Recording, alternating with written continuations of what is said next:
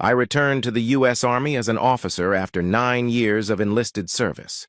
In between, I attended a major university, earned a degree in chemistry, met my future wife in a scuba diving class, was promoted to lieutenant of infantry, married what I thought was a nice French girl, who turned out to be, figuratively speaking, a fire breather, went through infantry officer basic course, ranger school, and then joined my unit in what was then West Germany. 4 months later, I became the youngest lieutenant in my battalion. A few months later, Tom and his wife Vicky arrived at the unit. We served together through the ranks of 2 lieutenants, 1 lieutenant, petty officer, and then simultaneously promoted to major. Vicky was a fascinating woman. Pretty, but not beautiful or stunning, she possessed a good body. Her sense of humor was understated but delightful. Tom was very reserved, seemed a bore, but always did a great job. 3 times a year, our battalion went to Grafenwehr or Hohenfels ranges for 2 weeks of intense firing or tactical maneuvers. Once a year, we participated in a large-scale exercise called Return of the Troops to Hermont or Reforger. We also sent individual platoons or companies into the field to practice maneuvering, etc. Twice a year, officers spent a week near the border between East and West Germany at our combat positions. Once a year, the officers went to refresher training where we studied and inspected an important battlefield and went over real terrain. Normandy and the Battle of the Bulge were my favorites. I also learned that not far from our home was the forward headquarters for Operation Barbarossa, the Nazi invasion of Russia. My wife and I were the only Americans to explore it in the last 50 years. In retrospect, the officers and soldiers were away. To keep the wives busy, they organized trips when we weren't home. They went to Holland on the Tulip Tour, to Prague in Czechoslovakia, to Vienna, to Austria, to Berlin, everywhere. I never heard of any problems with our wives. But that doesn't mean everything was smooth.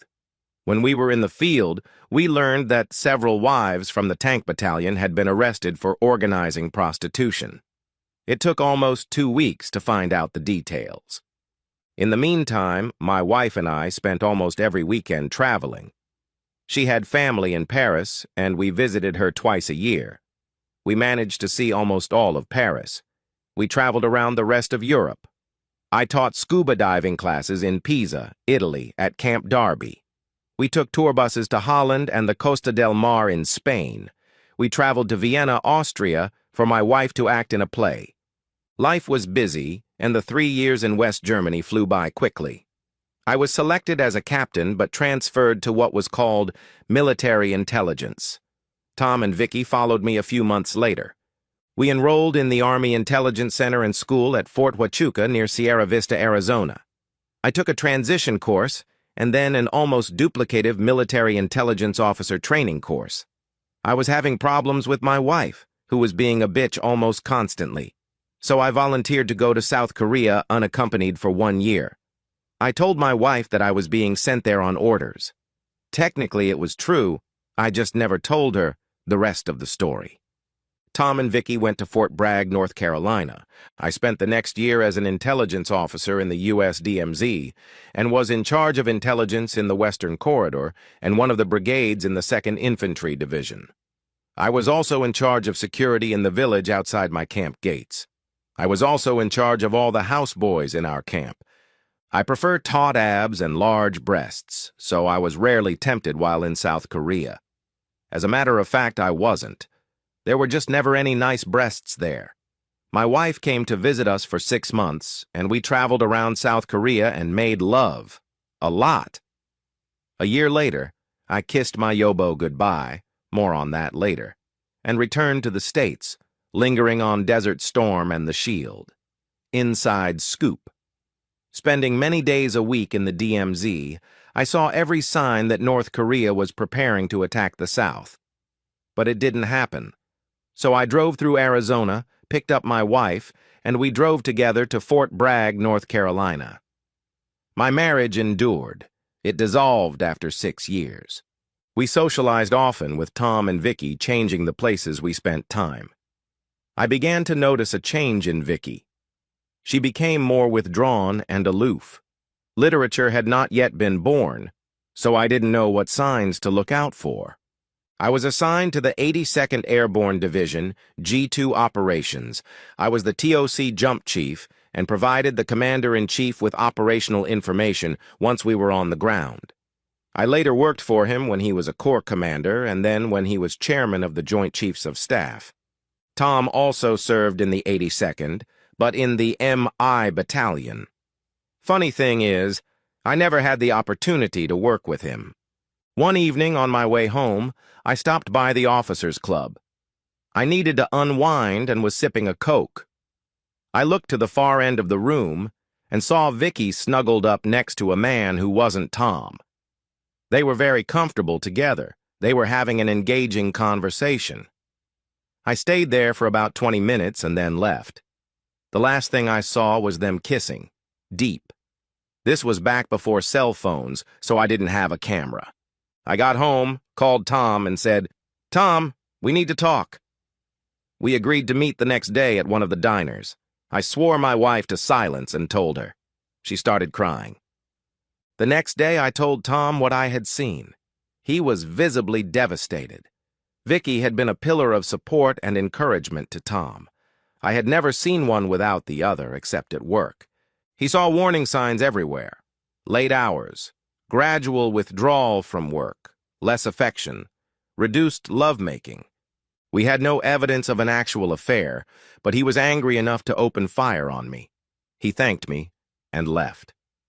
When Tom and I spoke the next day, he was inconsolable. The next day, he already had an appointment with a family law attorney. He went to the bank and withdrew half of his money in savings, closed their joint credit cards, and started his own. He opened their safety deposit box and took half of the CDs. He was already making plans to visit an apartment abroad. All in one morning. Because of a kiss. I talked to my wife that night. I was worried. We were both worried. We thought that he might be overreacting to what was happening, that he was acting too soon, that he hadn't met with her, hadn't talked to her, nothing. He didn't know the whole truth and was acting on incomplete information. I attributed it to his lack of maturity, lack of self-confidence, lack of a good role model, lack of good parenting, and/or lack of self-esteem. The next week, Vicky was sued. My wife got a call and Vicky came over. They were drinking wine, wailing, crying, losing their temper. I wanted to put on some mood music like Feelings by Morris Albert, but they started sobbing. Vicky was crushed. It turned out that Tom was not an affectionate person and hadn't been for some time, so she confided in her small group of friends.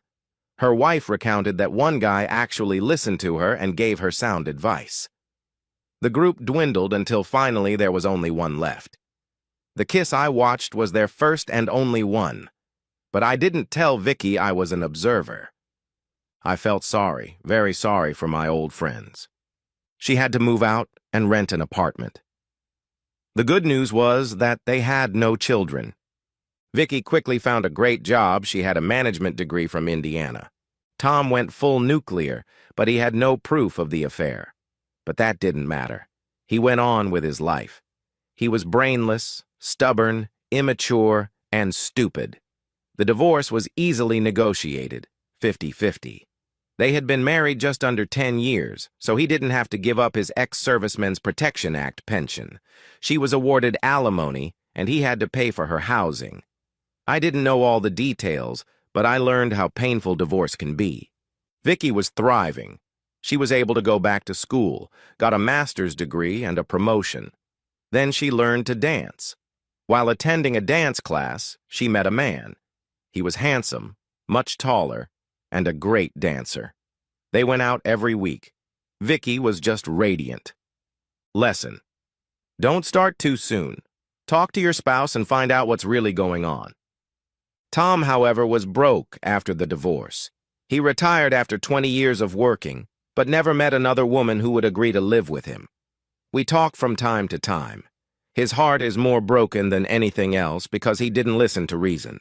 He kicked her to the curb over one kiss. Don't be like Tom. Control the launch codes.